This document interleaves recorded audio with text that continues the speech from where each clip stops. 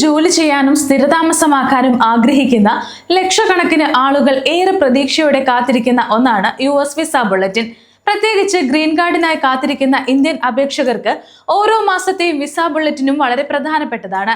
American state department ഇപ്പോൾ 2026 September മാസത്തെ visa bulletin പുറത്തിറക്കിയിരിക്കുകയാണ്.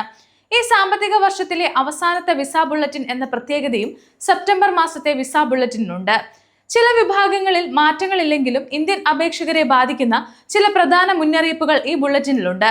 ഇന്ന് ഈ വിസ ബുള്ളറ്റിനിലെ പ്രധാനപ്പെട്ട 8 കാര്യങ്ങളെക്കുറിച്ചാണ് നമ്മൾ നോക്കുന്നത്. ഒന്നാമത്തെ കാര്യം, മിക്ക പ്രധാന വിസ കാറ്റഗറികളും വലിയ മാറ്റങ്ങളില്ല എന്നതാണ്. കഴിഞ്ഞ ഓഗസ്റ്റ് മാസത്തിൽ ഉണ്ടായിരുന്ന അതേ കട്ട് ഓഫ് തീയതികൾ തന്നെയാണ് സെപ്റ്റംബറിലും തുടരുന്നത്.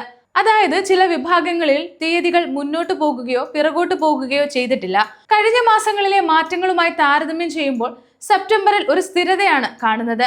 എന്നാൽ ഈ സ്ഥിരത എത്ര കാലം തുടരുമെന്ന് ഇപ്പോൾ ഉറപ്പില്ല. രണ്ടാമത്തെ പ്രധാന കാര്യം, ചില കാറ്റഗറികളിലെ തീയതികൾ സെപ്റ്റംബർ 30 മുൻപ് പിന്നോട്ട് പോകാൻ സാധ്യതയുണ്ടെന്ന മുന്നറിയിപ്പാണ്. ചില വിഭാഗങ്ങൾ താൽക്കാലികമായി ലഭ്യമല്ലാതാകാനും സാധ്യതയുണ്ട്. സെപ്റ്റംബർ സാമ്പത്തിക വർഷത്തിലെ അവസാന മാസമായതിനാൽ ഈ വർഷത്തേക്ക് അനുവദിച്ചിട്ടുള്ള വിസകളുടെ എണ്ണം തീരുന്നതാണ് പ്രധാന കാരണം.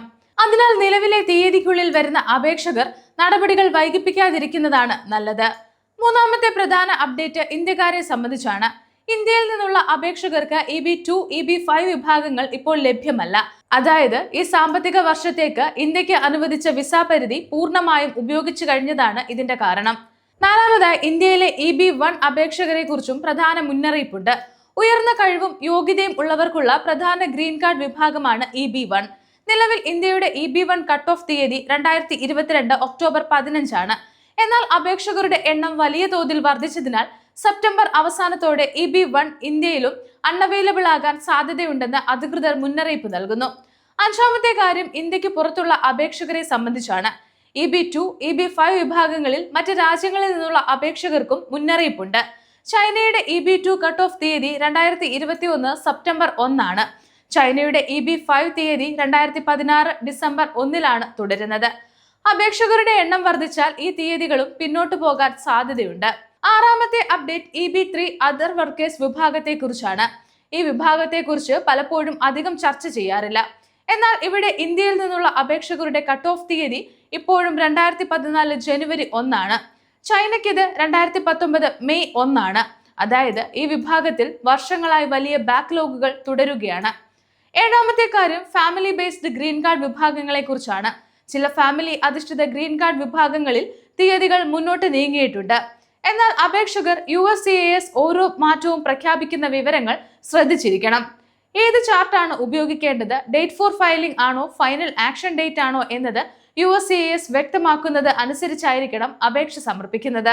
എട്ടാമത്തെയും അവസാനത്തെയും പ്രധാന കാര്യം, അടുത്ത സാമ്പത്തിക വർഷത്തെ പ്രതീക്ഷകളാണ്. ഒക്ടോബർ 1 മുതൽ അമേരിക്കയുടെ പുതിയ സാമ്പത്തിക വർഷം ആരംഭിക്കും. ഇപ്പോൾ ലഭ്യമല്ലാത്ത EB2, EB5 പോലെയുള്ള വിഭാഗങ്ങൾ പുതിയ വിസ കോട്ട ലഭിക്കുന്നതോടെ ഒക്ടോബർ മാസത്തെ വിസ ബുള്ളറ്റിനിൽ വീണ്ടും ലഭ്യമാകുമെന്ന് പ്രതീക്ഷിക്കാം. അതുകൊണ്ട് 2026 സെപ്റ്റംബർ വിസ ബുള്ളറ്റിൻ നൽകുന്ന പ്രധാന സന്ദേശം വളരെ വ്യക്തമാണ്. ഗ്രീൻ കാർഡ് അപേക്ഷയിൽ ശരിയായ സമയത്ത് നടപടികൾ സ്വീകരിക്കുന്നത് വളരെ പ്രധാനമാണ്. പ്രത്യേകിച്ച് ഇന്ത്യൻ അപേക്ഷകർ EB1, EB2, EB5 വിഭാഗങ്ങളിലെ മാറ്റങ്ങൾ പ്രത്യേകം ശ്രദ്ധിക്കണം. നിങ്ങളുടെ പ്രയോറിറ്റി ഡേറ്റ് നിലവിലെ കട്ട് ഓഫ് ഡേറ്റിനുള്ളിൽ വരുന്നതാണെങ്കിൽ സമയം കളയാതെ നിങ്ങളുടെ ഇമിഗ്രേഷൻ അറ്റോർണിയുമായി ബന്ധപ്പെട്ട് ആവശ്യമായ നടപടികൾ സ്വീകരിക്കുക.